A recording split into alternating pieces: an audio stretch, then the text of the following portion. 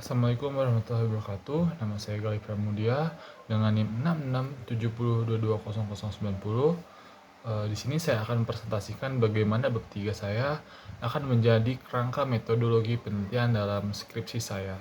Nah, di minggu lalu kita sudah ngebahas tentang bagaimana saya menghubungkan antara permasalahan penelitian di bab 1 dengan segala latar belakangnya dengan visual analisis berupa kerangka teori, yaitu menggunakan teori negara dan teori boundary state atau perbatasan negara.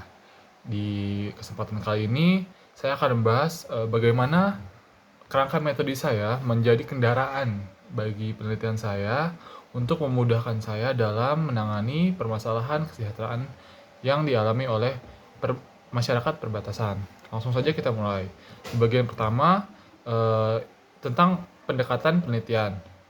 Nah, di sini saya menggunakan pendekatan penelitian kualitatif arah Creswell, dan hampir seluruhnya atau seluruh bab 3 saya menggunakan Creswell seperti itu. Nah, di metode ini saya menggunakan metodologi ini saya menggunakan metode kualitatif dengan pendekatan studi kasus.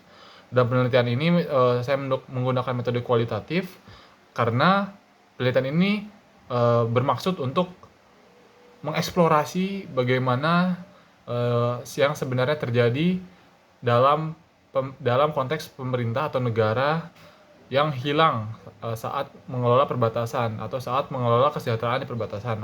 Oleh karena itu, metode kualitatif digunakan untuk menunjukkan pemahaman mendalam dalam masalah penelitian melalui proses analisis data ilmiah.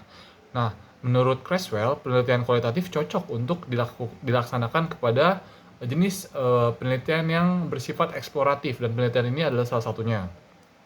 Lalu saya menggunakan pendekatan studi kasus. Kalau tadi saya membahas tentang metode kualitatif, sekarang saya menggunakan metode kualitatif dengan pendekatan studi kasus. Pendekatan studi kasus digunakan sebagai acuan dalam menyelidiki permasalahan penelitian, yang tujuannya adalah mengidentifikasi permasalahan secara menyeluruh dan cermat melalui berbagai peristiwa, aktivitas, program, dan proses dari berbagai kelompok atau entitas individu yang tentunya sudah dibatasi dalam penelitian saya. Nah, pemilihan studi kasus dikarenakan penelitian ini bercorak pada holisticness yang akan saya angkat gitu dalam berbagai kasus pelanggaran kesejahteraan yang dirasakan oleh masyarakat perbatasan.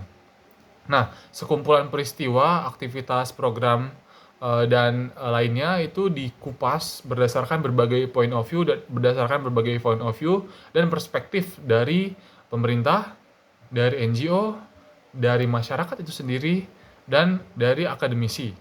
Nah, di tiap-tiap perspektif tersebut saya mengumpulkan seluruhnya untuk menjadi conclusion atau kesimpulan yang dibatasi berdasarkan kasus-kasus yang sudah saya jelaskan di bab 1. Lalu bergeser lagi kepada studi kasus tipe apa? Nah, saya menggunakan studi kasus tipe intrinsik yang dipopulerkan oleh Creswell. Menurut Creswell, studi kasus tipe intrinsik ini digunakan oleh penulis untuk memfokuskan penelitian berdasarkan satu kasus tersendiri.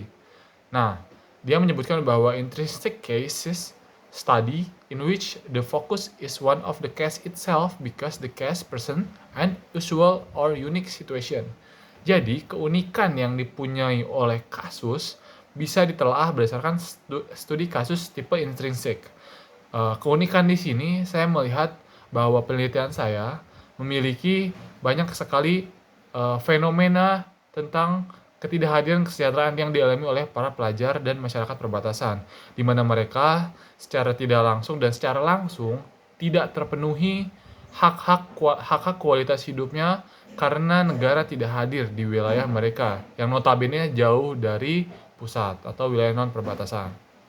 Nah, oleh karena itu penelitian ini difokuskan atau diawali dengan ketertarikan saya untuk mengungkap kasus tersebut, seperti kasus dalam bab 1 atau pendahuluan saya atau latar belakang saya itu ada segelintir pelajar yang melaksanakan kegiatan prostitusi yang notabene tidak layak untuk dilaksanakan bagi para pelajar di usianya di beberapa wilayah, namun di wilayah-wilayah perbatasan, hal tersebut menjadi wajar gitu. Itu terjadi di kasusnya di Nunukan atau di Kabupaten Sambas.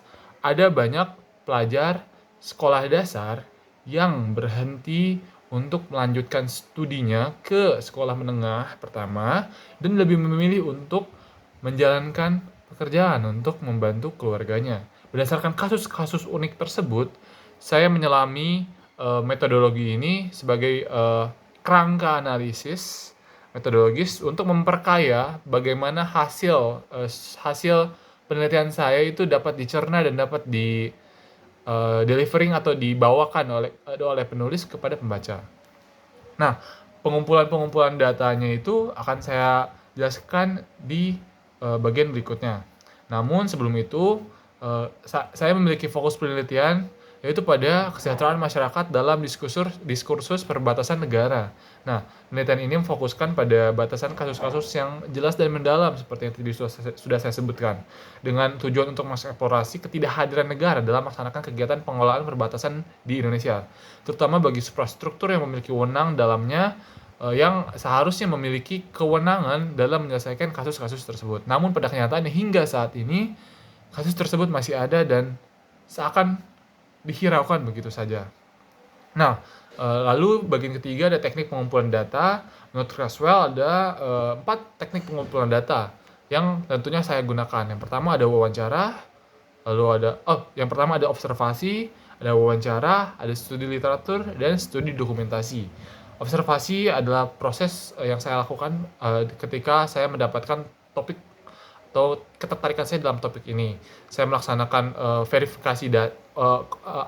konfirmasi data kepada narasumber yang saya percaya memiliki relevansi dengan penelitian saya, yaitu masyarakat perbatasan. Lalu ada wawancara. Nah, di wawancara ini saya menggunakan tipe purposive sampling atau sampling yang sudah ditentukan sedari awal oleh peneliti atau saya sendiri.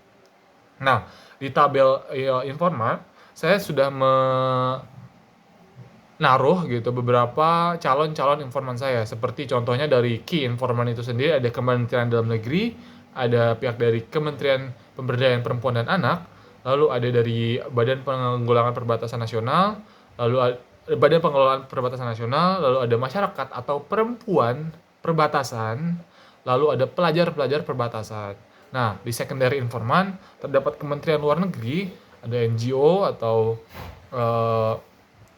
ormas, organisasi masyarakat, lalu ada pengamat politik, akademisi, dan Kementerian Desa, Transmigrasi, dan Daerah Tertinggal. Nah, informan-informan ini diharapkan dapat memberikan gambaran holistik bagaimana sebenarnya kasus-kasus spesifik dan mendalam yang terjadi di wilayah-wilayah perbatasan yang ingin saya teliti. Lalu di bagian berikutnya ada teknik analisis data.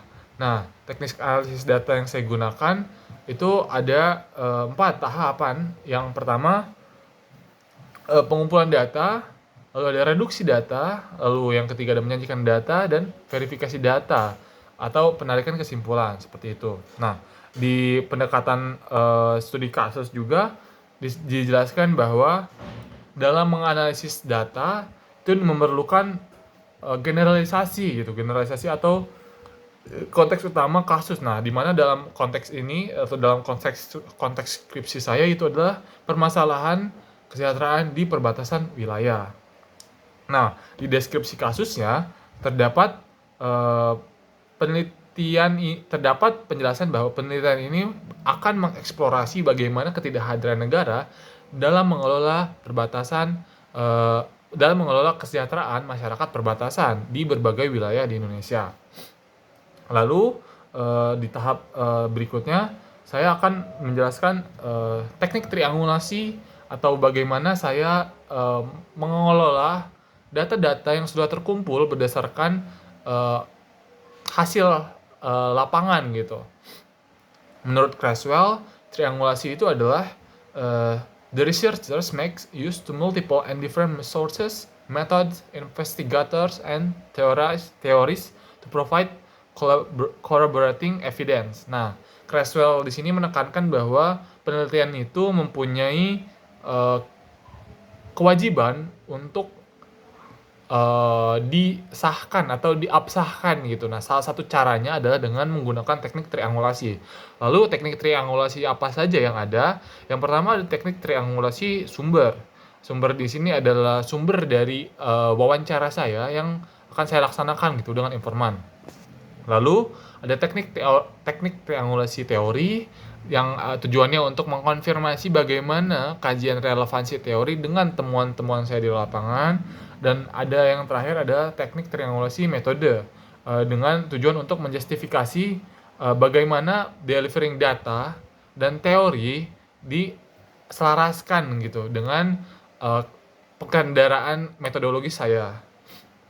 Nah, dilakukannya teknik triangulasi yang akan saya lakukan ini bertujuan untuk memberikan validitas data dengan tidak hanya bersumber pada satu perspektif dan bisa dipertanggungjawabkan gitu hasil dan kebenarannya.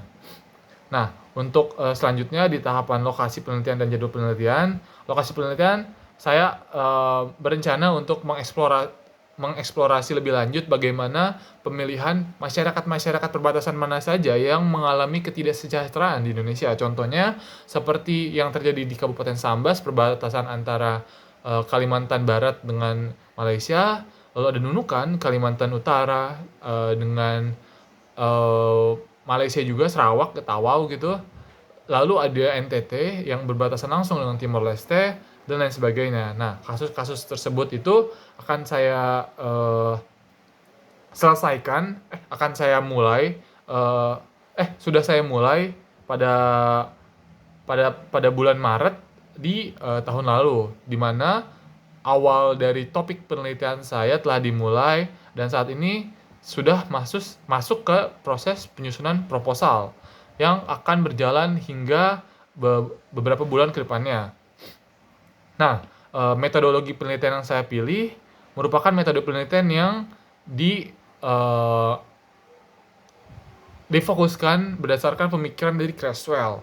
Oleh karena itu, metode penelitian ini saya gunakan sebagai salah satu cara saya dalam menyetir penelitian saya sendiri untuk tidak keluar gitu dari